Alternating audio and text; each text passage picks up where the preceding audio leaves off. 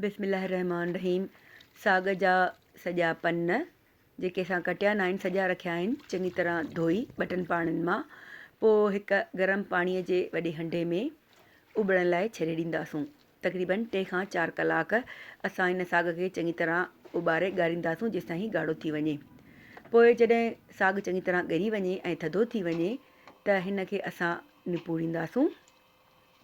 चङी तरह निपूड़े सॼो पाणी कढंदासूं ऐं हिकु गोल बाल ठाहींदासूं। अहिड़ी तरह असां सॼे साग जा गोल बाल ठाहे रखंदासूं।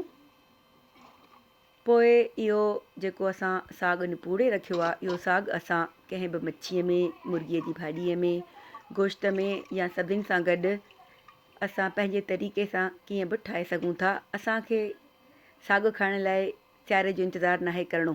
हीउ साग असां स्टोर करे फ्रीज़र में कंहिं कंटेनर में या शॉपर में जेसि ताईं दिलि चाहे ओसि ताईं असां इस्तेमालु करे सघूं था। भले महीना गुज़री वञनि, साग हमेशह फ्रेश ऐं ताज़ो पियो हूंदो।